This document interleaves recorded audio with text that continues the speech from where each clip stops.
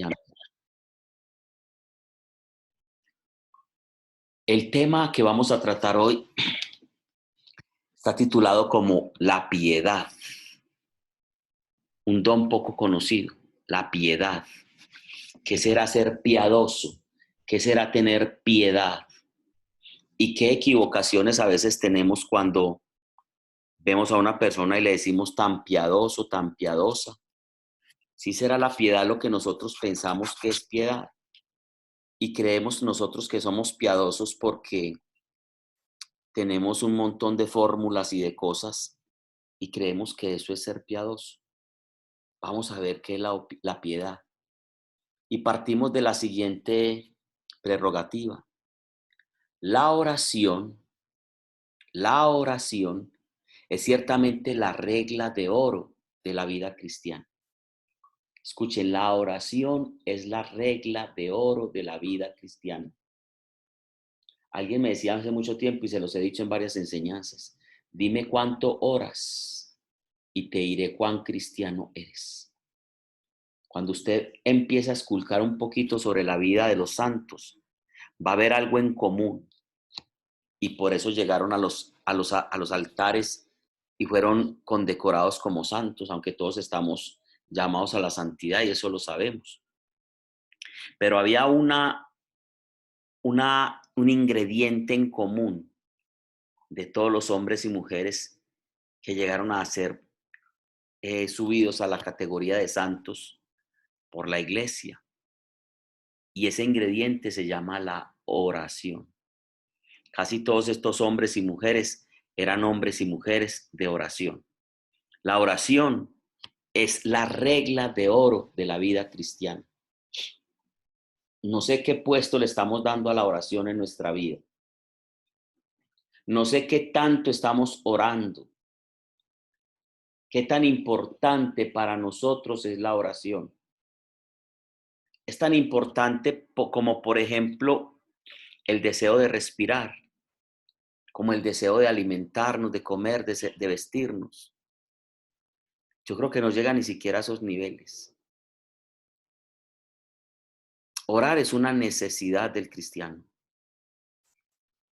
Orar, acordémonos de la enseñanza de hace unos 2 martes atrás, creo que fue, de Sadrach, Mesach y Abednego, que habían cosas que no es que se deban hacer, sino que hay cosas que deben ser prioridad en nuestra vida. No son opciones. Yo no tengo la opción de orar. Si yo quiero tener una vida cristiana, la oración no es una opción, es una prioridad. ¿Y cómo está en tu vida? ¿Cómo enfocas en tu vida tus prioridades? ¿Cómo están establecidas tus prioridades en tu vida? Porque cuando hay cosas que son prioridad en la vida de uno esas cosas las involucra en su diario vivir. Me hago explicar. Si la prioridad para mí es mi salud física, la salud en mi cuerpo, entonces la prioridad es hacer ejercicio, ya no es una opción. La prioridad es alimentarme bien, tener una dieta bien balanceada y eso se ha convertido en un hábito, en una prioridad en mi vida. ¿Es la oración? Y es la pregunta que quiero que nos hagamos hoy. ¿Es la oración una prioridad en mi vida? Sin la oración, todo cuanto hacemos es completamente inútil. Todo lo que hacemos de nuestro crecimiento espiritual, mucho conocimiento de la palabra, excelente. Porque finalmente la fe viene como consecuencia de oír. Y eso no lo digo yo, lo dice Romanos 10:17. La fe viene como consecuencia de oír y lo que se oye es el mensaje de Cristo o la buena nueva de Cristo. Ahora, la fe se desarrolla a través del conocimiento de la palabra, de escuchar la palabra de Dios. Excelente. A Dios escuchamos. Cuando leemos la palabra de Dios, escuchamos sus enseñanzas. Pero a Dios hablamos. Con Dios establecemos un diálogo cuando oramos. Si no oramos, estamos desligados de la fuente misma que es Dios. Entonces, lo raquítica de tu oración tiene que ver mucho con tu crecimiento espiritual. Existen algunos tipos de oración y hoy la enseñanza no es la oración, pero es que la piedad tiene que ver con la oración. Hay una oración de agradecimiento, poco común en muchos seres humanos. Hay oraciones de petición, hay oraciones de contemplación, de estar extasiado, hablando con el amado, contemplando su hermosura, su grandeza. Hay oraciones comunitarias, hay oraciones personales. Sin embargo, independiente de la oración que tengas, cualquiera de ellas requiere de algo muy particular y muy importante, cualquiera de las oraciones que haya. Tan importante que lo consideramos uno de los dones del Espíritu Santo, y es la piedad. Cualquiera oración debe estar acompañado por ese don de la piedad. Ahora estamos hablando de un don. Desgraciadamente este don suele ser muy poco conocido. Y si en algunos se conoce, suele ser también muy mal entendido. Entonces algunas personas creen entender qué es la piedad o creen conocer qué es la piedad y lo llevan al camandulero, a la persona que está todo el día, dele y tan piadoso. ¿Sí será eso piedad? Vamos a ver qué es la piedad. Voy a mostrarles una definición bíblica, pues una más bien cristiana. Dice, la piedad es aquella virtud que nos dilata el corazón para que pueda unirse coherentemente a lo que dicen nuestros labios en la oración. Escuche lo que es la piedad. Dilatar el corazón para que pueda unirse coherentemente a lo que dicen nuestros labios en la oración. Eso lo diría San Jerónimo. En otras palabras, para que lo entendamos en palabras paisas, para poder amar a Dios con todo el corazón, con toda el alma y con todas las fuerzas, no solamente hay que orar, sino que hay que orar con piedad. O sea, con devoción. Que lo que digan nuestros labios sea coherente con lo que nosotros somos y vivimos. Me explico. Señor, tú sabes que te amo. Una oración bonita. Señor, tú sabes que mi vida entera te pertenece. Yo te amo de todo mi corazón. Entonces voy a Juan capítulo 14, versículo 15. Si me aman, obedecerán mis mandamientos. Lo que dicen mis labios, si es coherente con lo que yo soy y le expreso al Señor. Porque termina diciendo el mismo Dios, este pueblo de labios me adora, pero su corazón está lejos de mí. Entonces debe haber una coherencia entre lo que le decimos a Dios y lo que somos nosotros realmente. Por eso la oración no puede ser fingida, porque Dios nos conoce. Cuando Dios habla con la mujer de Samaria en el pórtico, allá en el pozo de Jacob, que estaba sacando agua esta mujer, ustedes conocen todo el pasaje, no lo voy a leer, capítulo 4 del Evangelio de Juan. Él empieza a entablar un diálogo con la mujer. Y la mujer le empieza a expresar algo sobre la oración. Le dice, maestro, ¿dónde debemos orar? Ustedes dicen que deben orar en el templo allá en Jerusalén, en el gran templo que crearon los antepasados. Y nuestros antepasados dicen que nosotros debemos orar aquí en el monte, aquí donde Jacob, nuestro padre, dejó este pozo y este lugar, en este monte debemos orar. ¿Dónde debemos orar? ¿En el templo o en el monte? Y le dice, mujer, el tiempo viene y el tiempo ya ha llegado, en que que Dios busca que los que lo adoren, los que oren a Él, lo adoren, lo hagan de dos maneras. Ojo que las dos maneras, escriba las grandes, en espíritu y en verdad. En espíritu y en verdad. Y al orar en espíritu y en verdad se está orando con piedad. ¿Por qué? Porque hay coherencia entre lo que dicen mis labios y lo que yo soy. No pretendamos en la oración engañar a Dios, a quien nadie puede engañar. Engaña a todos los que quieras, de tu comunidad, de tu familia. Pero ¿cómo pretendemos engañar a Dios? Incluso en medio de la oración, y tratamos de hacerlo, y se ha vuelto una práctica en nosotros. Y por impresionar a los demás decimos cosas en medio de la oración que no son parte de nuestra realidad. Nos permite tener una tierna devoción cuando hacemos eso, cuando oramos con piedad a las personas y a las cosas de Dios. Dice segunda de Pedro capítulo 1 versículo 3, los que están tomando nota.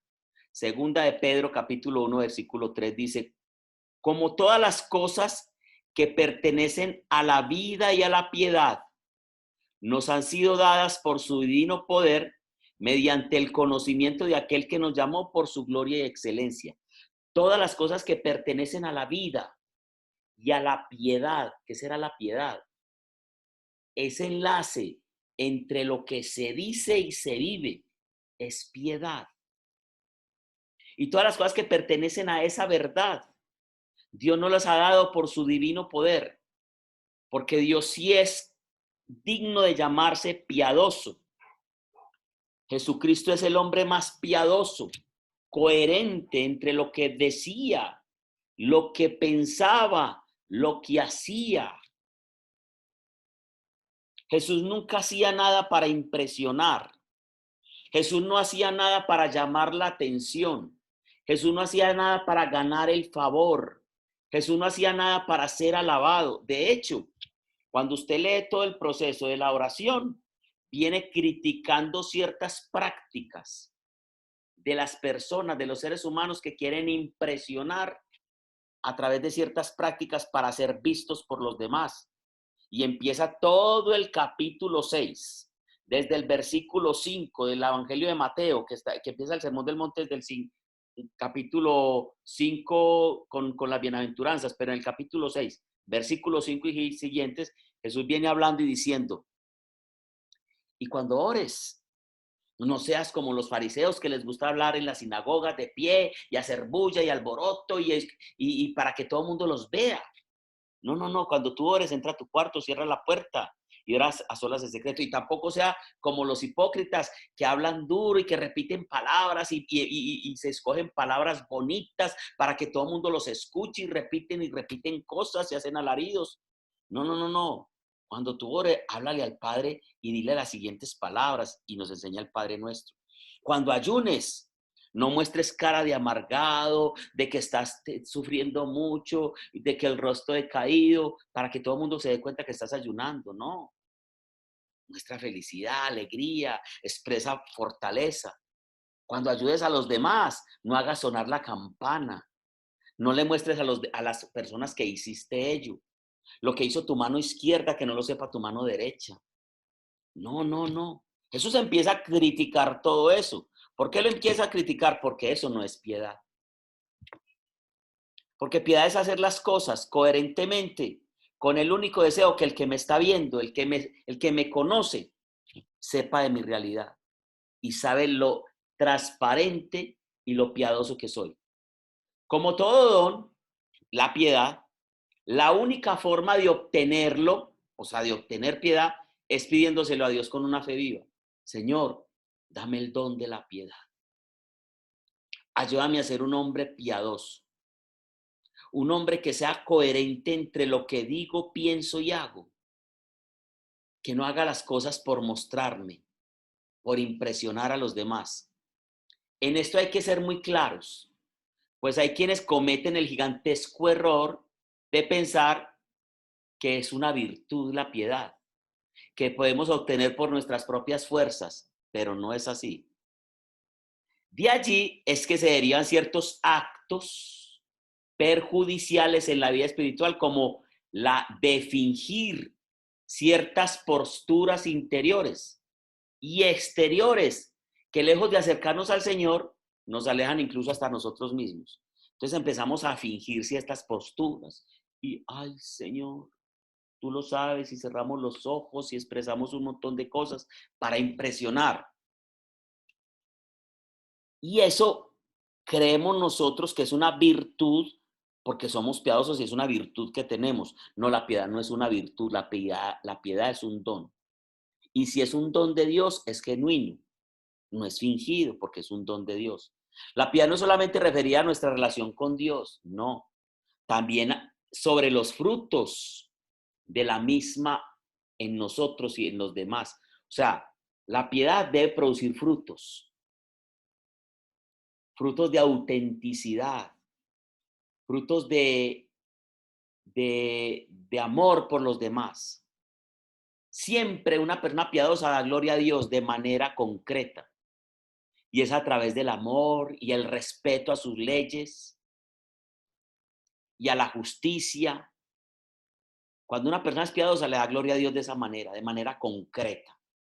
No glorifica a Dios con sus labios, no. La glorificación que hace esa persona a Dios es a través del amor, a través del respeto a sus leyes, a través de la justicia. La palabra de Dios en Romanos, creo que es 1:16, dice que el justo por la fe vivirá. La justicia de Dios. Qué difícil nos resulta entender algunas actitudes de Jesús. Para que entendamos por qué a Jesús le estorbaba tanto la falsa piedad y las cosas falsas, las cosas mentirosas, las cosas que quieren engañar. Les voy a poner 2 ejemplos. Él ve una higuera llena de hojas. Una higuera frondosa, llena de hojas. ¿Qué piensas tú si ves una higuera llena de hojas y de flores? Tú dices, uy, voy a ir a esa higuera porque debe tener frutos, ¿o no? Y cuando Jesús ve que no tiene fruto, la maldice. Cuando el evangelio, Jesús nos está diciendo en ese evangelio claramente, el mismo evangelista, que no era tiempo de higos. Entonces Jesús es injusto, porque Jesús maldice a la higuera, porque no tiene frutos, si no era tiempo de frutos. Vamos a leer el pasaje. Mateo 21, 18 al 19. Por la mañana, volviendo a la ciudad, tuvo hambre, y viendo una higuera cerca del camino, vino a ella y no halló nada en ella, sino hojas solamente, y le dijo, nunca jamás nazca de ti fruto.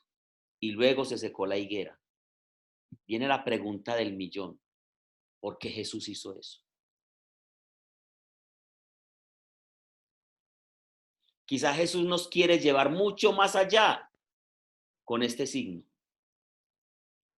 Hay un signo ahí, hay algo que Jesús quiere mostrarnos y no lo entendieron las personas en ese momento y muchos no lo entienden. Quizá lo que está reclamando es la falsedad de una planta que pretende y aparenta dar frutos y no los tiene. Muy bonita, muy frondosa, llena de flores, llena de hojas verdes, dando la apariencia de ser una planta que va a dar muchos frutos, que da frutos, y cuando se acerca no tiene frutos. Entonces Jesús lo que quería mostrarnos es, no me descrezcan las apariencias, porque en las apariencias no hay piedad. Él quería mostrar que las personas sin frutos, por más piadosas que quieran fingir ser y mostrarse a los demás, si no hay frutos en su vida, no tiene sentido. Como la higuera que maldijo Jesús y le dijo, nunca más darás fruto. Y la higuera se secó. Porque cuando usted lee Ramas de la vid de Juan capítulo 15, versículo 1 y siguientes, dice, toda rama, yo soy la vid verdadera y mi padre es el labrador. Toda rama que está pegada, unida a la vid, da frutos, porque sin mí no pueden hacer nada. Pero toda rama que no da frutos, mi padre la poda y la corta para que dé más. Pero si no da fruto, la arrancará del todo y la separará del tronco principal. Quizás lo que está reclamando entonces Jesús es la falsedad de esa planta, que aparentaba ser muy frondosa, muy bonita, pero no tenía frutos. Eso lo entendemos inclusive mucho mejor referido al templo y sus responsables. Un montón de personas en el templo dando la apariencia de ser virtuosos, de ser personas piadosas porque se pasaban todo el día en el templo, como ahora. Hay personas que viven todo el día en el templo, haciendo oficios del templo, ayudando a esto y a esto y a esto, y piensan que por eso son piadosas. Y Jesús cogió a esas personas y las expulsó del templo. Miren lo que sucedió. Marcos 11, 15 al 17. Vinieron pues a Jerusalén y entrando Jesús en el templo comenzaron a echar fuera a los que vendían y compraban. Comenzó él a echar fuera a los que vendían y compraban en el templo y volcó las mesas de los cambistas y las sillas de los que vendían palomas. Y no consentía que nadie atravesase el templo llevando un utensilio alguno. Y les enseñaba diciendo, no está escrito, mi casa será llamada casa de oración para todas las naciones, mas vosotros las habéis hecho cueva de ladrones. Ellos aparentaban dar frutos buenos y estaban en el templo todo el día haciendo oficios del templo, pero sus frutos no eran los reales. Era pura apariencia, no había piedad. Se deshacían en alabanzas, se invitaban a que se les diera culto a Dios, pero no tanto por darle gloria a Dios, sino porque así ellos obtenían sus ganancias. Obtenían sus ganancias. A través de toda la gente que iba al templo, ellos llenaban sus arcas, casi como ahora en muchas iglesias. No importa si las personas se convierten o no se convierten, lo importante es que llenen los templos, porque entre más personas, más diezmas. Yo he tenido la fortuna y la desgracia de conocer muchos amigos evangélicos, algunos muy cercanos, otros no tanto. Y conocí inclusive uno en Segovia que me invitó a predicar en el culto de él. Y entonces era muy poquita la gente que asistía porque él tenía una casita pequeñita. Entonces me dijo, no, es que yo pretendo comprar un terreno, ensancharme y no sé qué, y estoy regando por todo el pueblo unos boletines y no sé qué, para que hagamos una campaña y Le dije, no, pero ¿cuál es el desespero? Deja que Dios dé el crecimiento. O sea, Dios va hallando gente y le conté la experiencia. Yo empecé un grupo de oración en Florencia con 10 peludos y terminamos 100 personas y no, yo no tuve que hacer ningún esfuerzo, porque es que el que se encarga de llevarlos y llamarlos es Dios. Me dice, no, Héctor, es que si yo hago esto más grande, entre más gente haya, más diezman. Y si hay más diezmos, hay más recursos y yo, primero que todo, puedo sacar a mi familia adelante. Y segundo, inclusive va a haber para ayudarte a vos. No, venga un momentico, no. Yo no estoy buscando un ministerio para tener dinero, no. Lo mío es otra cosa. Como si fuera negocio. Pero así lo hacen muchos. Abren su garaje y empiezan a expandir y a fingir una falsa piedad que no estamos aquí para nosotros señalar, pero lo que sí estamos es tratando de entender qué es la piedad. Ellos se deshacían en alabanza, estos hombres en el templo invitaban a que se diera culto a Dios, pero no tanto por darle gloria a Dios, sino porque así ellos obtenían más ganancias. Es mala la avaricia entonces y la ambición cuando se adueñan del corazón del ser humano. Pero es mucho peor la avaricia en el corazón del hombre, cuando a esa avaricia se le disfraza de religiosidad y de bondad para engañar a los hermanos, a los demás, de piedad. No es raro encontrar entonces personas que parece que hacen el bien y lo único que buscan es su propio beneficio, su propio provecho, su propio beneficio personal, económico, material. Cuando una persona está buscando eso, se aprovecha de la necesidad espiritual de otros y entonces las personas terminan señalando a esa persona de piadosa cuando realmente ahí no hay piedad. Ahí lo que hay es un apego tremendo al dinero y a las cosas del mundo. Es triste constatar que en los peores desastres, y yo no sé si han dado cuenta de eso, muchas personas manifiestan solidaridad y dan de lo poco que tienen. Y otras personas, aparentando ayudar, abusan, se aprovechan y se benefician de la necesidad de los damnificados para conseguir plata a ellos. Y eso lo vemos o es mentira. Y se muestran como piadosos y es lo que llamamos la falsa caridad, porque detrás de eso hay un montón de cosas escondidas de beneficios personales. Usted puede engañar a todo el mundo, pero ¿podemos engañar a Dios? Muy difícil. La condena de Jesús en el templo y la condena de la higuera son por la apariencia de justicia que no hay en el corazón.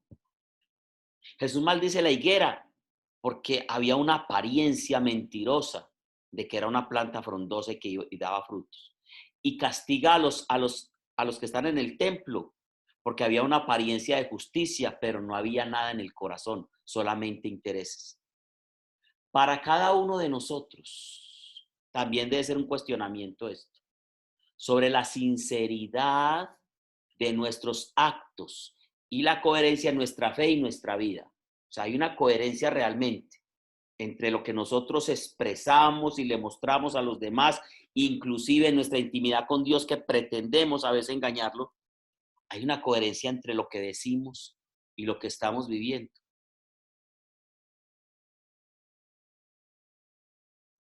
Vamos a ver los enemigos de la piedad. Vamos a ver algunos enemigos de la piedad. Y el primer enemigo de la piedad, los que vayan a copiarlos, es la dureza de corazón. El primer enemigo de la piedad es la dureza de corazón. Porque hay personas que son duras de corazón, aparentan piedad, pero son duras en su corazón. En muchas ocasiones la dureza del corazón está producida por la reincidencia en el pecado. Reincidimos en el pecado, en el mismo pecado, y reincidimos. Entonces no hay pureza en nuestro corazón, hay dureza. El corazón todavía no está listo para ser moldeado, cambiado por Jesucristo a través del Espíritu Santo. No le hemos dado la entrada a Dios para que actúe en ese corazón, porque reincidimos en lo mismo. Hay personas, no sé si se han dado cuenta, que son del templo toda la vida, reincidiendo en lo mismo, va patinando el primer año, 5, 10, 15 años, y en la misma situación. Usted los ve después de 15 años y uno dice, yo pensaba que esta persona ya había avanzado, que ya había pasado esta situación, pero seguimos en lo mismo. Y es a causa del pecado. Esta es una realidad penosa a la que todos estamos sujetos. Todos estamos sujetos al pecado. Y es una situación muy penosa. Llega un momento en que nos hemos acostumbrado tanto a pecar que hemos permitido que se forme una coraza alrededor de nuestro corazón, volviéndolo inmune a la gracia de Dios y a los afectos en la oración. Entonces, en ese momento no hay piedad. Nos volvemos duros de corazón porque hemos permitido tanto el pecado que se ha vuelto parte de nuestra cotidianidad. Y al volverse parte de nuestra cotidianidad, ya ni siquiera somos claros, ni siquiera tenemos el discernimiento, la conciencia de pecado. Yo quiero que alguno de ustedes, para no leerlo yo, lea Efesios 4:17. Puede ser hasta el 18. Alguien que lo busque ya, Efesios 4:17 y 18. Si tenemos que leer más, yo le digo, pero leamos Efesios 4:17 y 18, para que veamos lo peligroso que es acostumbrarnos al pecado, acostumbrarnos a hacer las cosas malas y seguir haciéndolas y no tener conciencia de pecado. Eso endurece nuestro corazón. Y al endurecer nuestro corazón, entonces perdemos el norte. ¿Alguien lo tiene? Sí, yo lo tengo. Léelo, Resfita, despacio. Es 4:17 Sí, Resfita, Efesios 4:17. y 18. Lee el 17 y el 18, yo te digo si hay que leer el 19, lee. Esto pues digo y requiero en el Señor, que ya no andéis como los otros gentiles que andan en la vanidad de su mente, teniendo el entendimiento entenebrecido, ajenos de la vida de Dios, por la ignorancia que en ellos hay por la dureza de su corazón, los cuales después que perdieron toda sensibilidad, se entregaron a la lasciva para cometer con avidez toda clase de impureza. Hasta ahí. ¿Alguien lo tiene en otra versión? Yo. Habla Dios. Ah, Léelo. ¿Quién, yo o yo? La que dijo yo, no sé cuál de las dos dijo yo. dale ahorita. Bueno, usted me dice cuándo paro. Hágale. Esto pues es lo que les digo y les encargo en el nombre del Señor, que ya no vivan como los paganos, los cuales viven de acuerdo con sus inútiles pensamientos y tienen oscurecido el entendimiento. Ellos no gozan de la vida que viene de Dios, porque son ignorantes a causa de lo insensible de su corazón. Se han endurecido y se han entregado al vicio, cometiendo sin freno toda clase de cosas impuras. Ahí. Escúchame Sí. pues, hasta ahí Norita. Póngame cuidado. Yo les recomiendo, dice Pablo, que no vivan como los paganos, los cuales viven de acuerdo a sus inútiles pensamientos. Ellos no gozan de la vida que viene de Dios, porque son ignorantes a causa de lo insensible de su corazón. Son ignorantes a causa de lo insensible. Se han vuelto ciegos y han cometido sin freno toda clase de cosas impuras, porque han endurecido su corazón. ¿Por qué endurecieron el corazón? Porque no tienen conciencia de pecado, porque no han creído, no han querido abrirle su corazón al Señor. Eso es un pecado, eso es un problema grande, un gran problema. Entonces Pablo nos está exhortando y nos dice, yo les animo a que no vivan como ellos. Después de todo es por esta dureza de corazón que la ley tuvo que ser perfeccionada por el Señor. ¿Y cómo perfeccionó Jesucristo la ley? Con el amor. Jesucristo vino a facilitarnos el paso a la ley. Entonces, bueno, vamos a hacer una cosa pues, muchachos. No mates, no robes, no cometas adulterio, honra a tu padre y a tu madre. Listo, los 10 mandamientos. Él las va a poner, muchachos. Ámense los unos a los otros como yo los he amado. Vino a perfeccionar la ley en el amor. Amemos. Seamos sinceros en el amor. Por eso la piedad tiene que ver con el amor genuino a Dios y al prójimo. Genuino, no fingido. La segunda consecuencia o el segundo enemigo de la piedad es el sentimentalismo. ¿Escucharon? Oiga, ¿cómo así que un enemigo de la piedad es el sentimentalismo? Ya vimos que el primero era ¿cuál? La dureza de corazón. El segundo es ¿qué? El sentimentalismo. Muchos cometen el error de pensar que la piedad está estrictamente relacionada con el sentir. Que si siento como una cosa aquí en el corazón es porque soy muy piadoso, es que yo siento al Señor, es que yo no les explico el sentimiento y entonces creen que por eso es muy piadoso. No.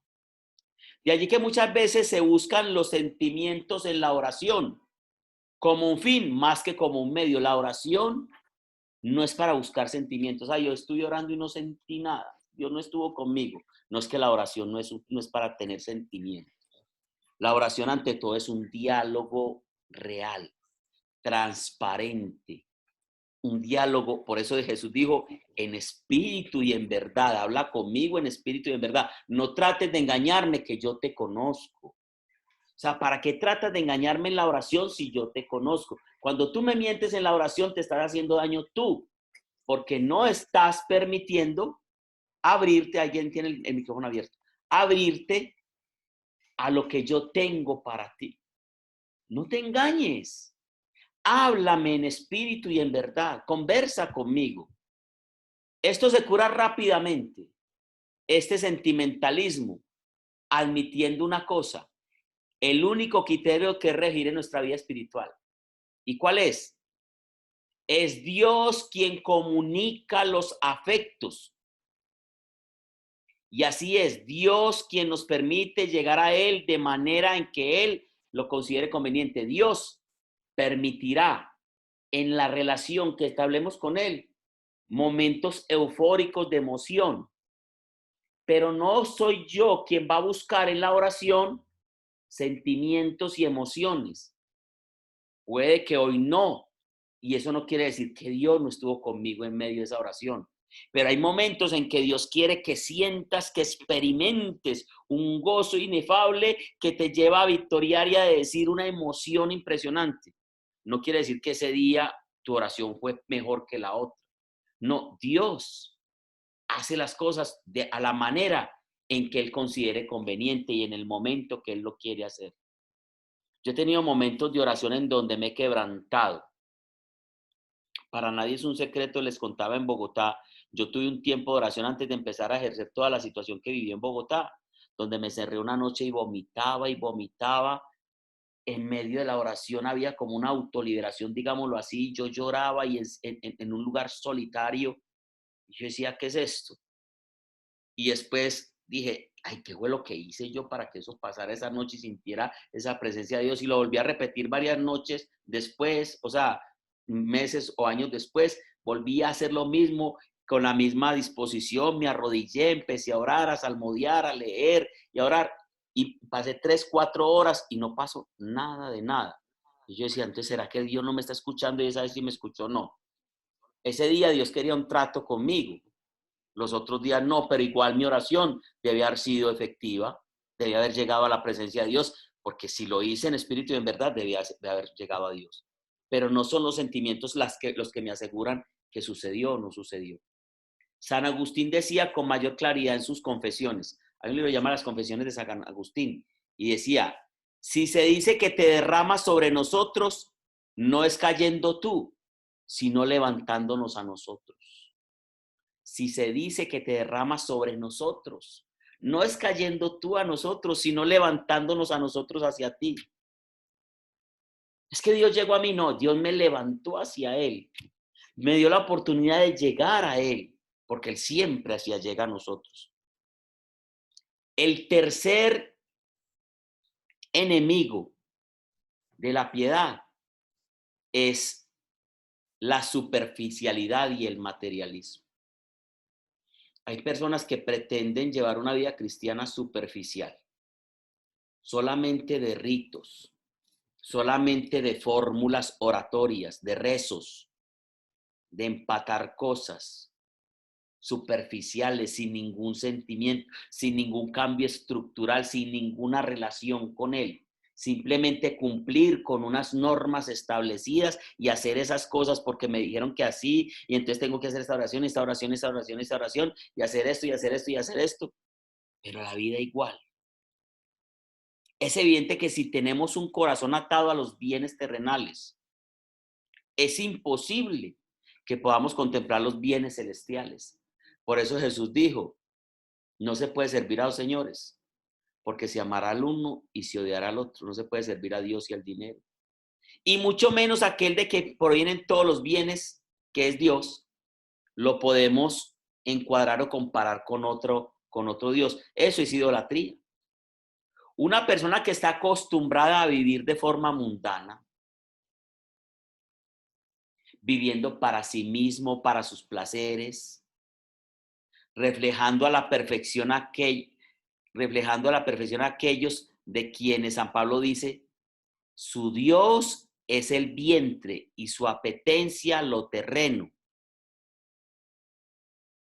Esas personas que todo es lo de la tierra y quieren mostrar piedad porque mandaron a decir una misa, porque son amigos del obispo, porque son amigos del sacerdote tal, porque han ido a tales encuentros y a tales cosas, pero apegadas al mundo, a los placeres, a la vida normal. Eso no es piedad. Y es un enemigo de la piedad, esa superficialidad, ese materialismo. El otro enemigo, la pereza. Y eso sí que nos da a muchos. La pereza, sobre todo en la oración. Qué dificultad sacar un tiempo de oración. Qué dificultad tener una agenda real de oración. Ciertamente que dependemos de Dios, eso es verdad. Sin embargo, esto no quiere decir que debamos caer en una especie de quietismo o una espera pasiva. Ay, no, es que yo creo en Dios, Dios va a hacer. Dios hace, ¿yo para qué me preocupo? Yo no no, yo creo en Dios, yo confío en Dios. Él me va a dar el trabajo y yo me quedo en la casa. Es que Dios me va a ayudar y yo no hago nada. Ya que el Señor pide nuestra colaboración con su gracia. Dios no necesita que le ayudemos, no necesita. Pero Él sí él pide que hagamos una partecita para poder ser bendecidos. Yo tengo que hacer mi parte. Es evidente que si postergamos nuestro encuentro con Dios, por ejemplo, por preferir la comodidad, la mediocridad, seguir acariciando el mundo y las cosas del mundo y no soltar las cosas que me agradan. ¿Ustedes creen que la gracia de Dios podrá actuar en nosotros si no queremos soltar tantas cosas? Un claro remedio contra esto, y es muy efectivo, lo que llaman la oración de las horas. Para combatir con ese problema de la pereza, la oración de las horas, ¿qué es eso? No hay mejor manera de vencer la pereza espiritual que sujetándonos a un régimen de oración que obedezca unos horarios específicos. Decir, a tal hora y a tal hora. Tener unos horarios específicos para orar. Eso vence la pereza porque ya está separado en mi agenda del día. Estos tiempos los voy a dedicar a la oración. Entonces, la oración de las horas es un antídoto contra la pereza espiritual para orar. No es, voy a ver, ahora más tarde oro, o sea, no hay una disciplina, no hay un control, no hay una agenda para una prioridad en nuestra vida cristiana que es la oración, porque con eso empecé, la prioridad es la oración. Otro enemigo de la piedad, la envidia y la soberbia. No podía faltarnos el pecado por excelencia, la soberbia. En otras palabras, la incapacidad de ver la realidad, no a partir de nosotros, sino en función de Dios. Es que yo soy bueno. A mí qué me van a enseñar, hombre. Oiga, yo para qué entrar a esos grupos de oración. ¿Qué me van a enseñar a mí? Yo soy un hombre recto. Hay personas buenas sin necesidad de tanta payasada, sin tanta cosa. Eso no es sino uno ser buena gente y Eso es soberbia. Eso es soberbia. Todos necesitamos escuchar. Todos necesitamos aprender. Todos necesitamos unos de otros para crecer. La vida cristiana no es en soledad. La soberbia, que la ama el demonio, es uno de los pecados capitales. Y la soberbia nos enceguece, porque nos creemos supermanes. Nos creemos que somos capaces solos, sin necesidad de nadie, y al último hasta sin necesidad de Dios. Sea bueno, viva bien, ayude a los demás y no necesita esas otras cosas. Esto es soberbia. Es increíble la cantidad de personas que guiados por el veneno de la envidia, critican duramente a quienes se dedican con fervor a la búsqueda de Dios, a la oración, a escudriñar las escrituras.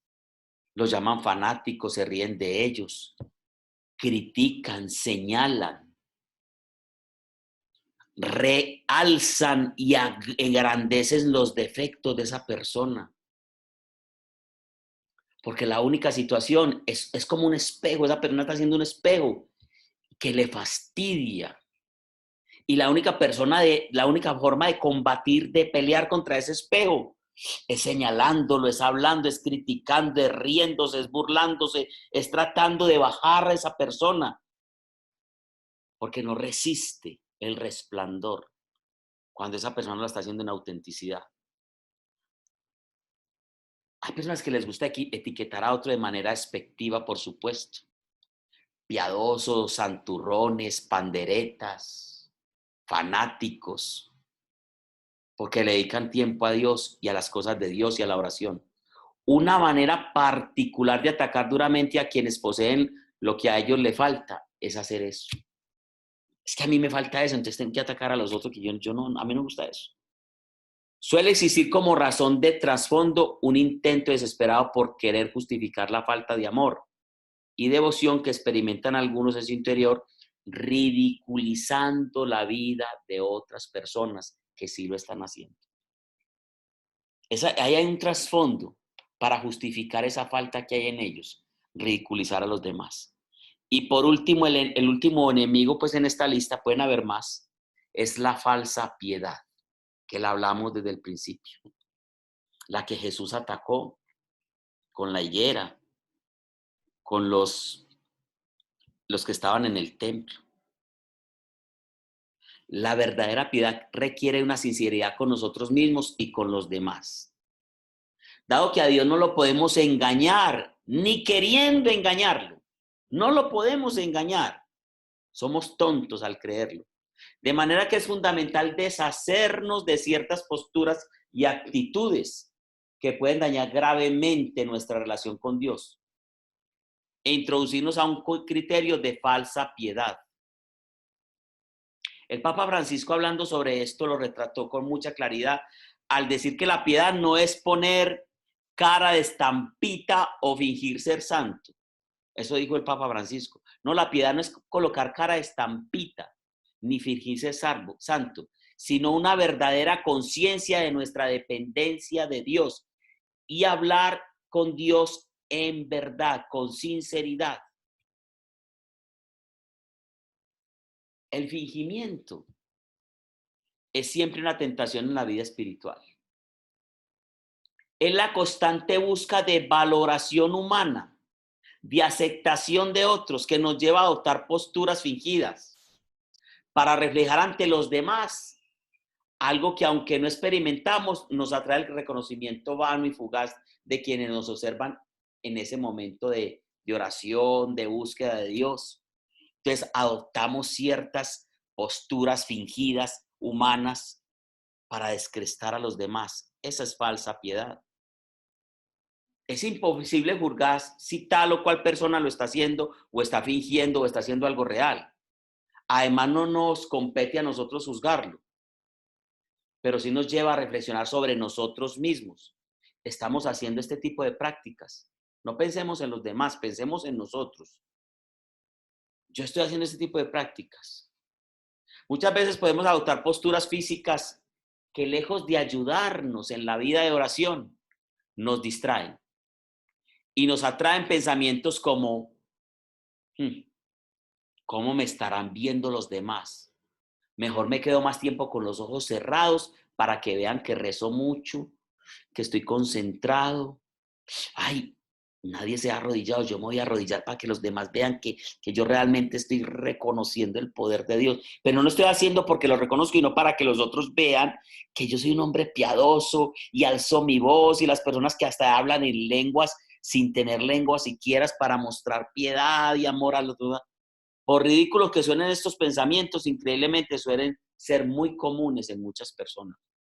De esta manera podamos dar cuenta también de que las tentaciones también se dan en la vida de oración, incluso, y no solamente en los actos externos, incluso en la vida de oración hay tentaciones.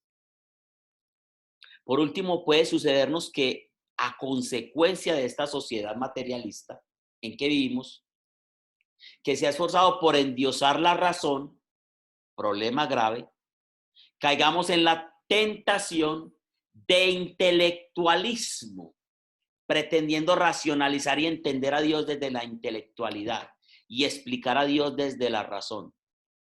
Qué equivocación tan grande.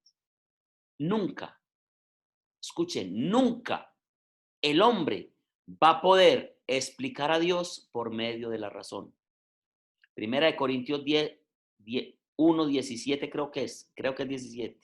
Dice que el hombre, por medio del conocimiento humano, no conocerá a Dios.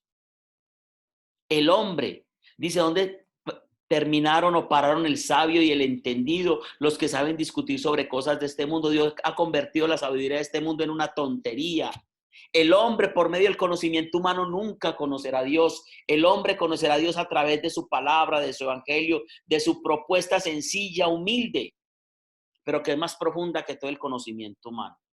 la tentación del intelectualismo, pretendiendo racionalizar e entender a Dios desde la intelectualidad, es un problema y es una tentación diabólica, no es de Dios. Es como convertir la oración en un estudio sistemático de Dios.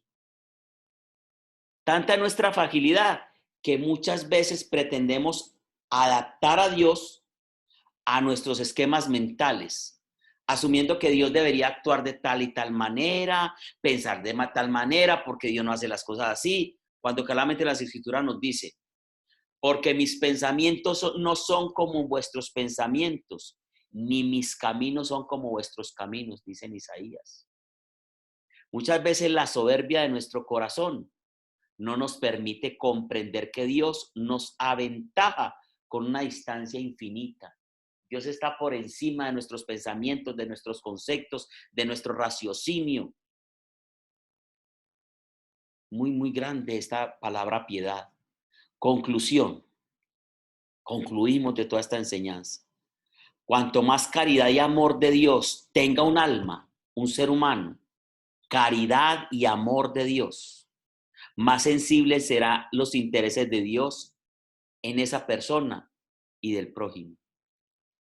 Es necesario que aprendamos a llorar nuestros pecados, eso sí, los debemos llorar. Así sea al menos en el corazón, de manera que podamos ser conscientes de nuestra miseria.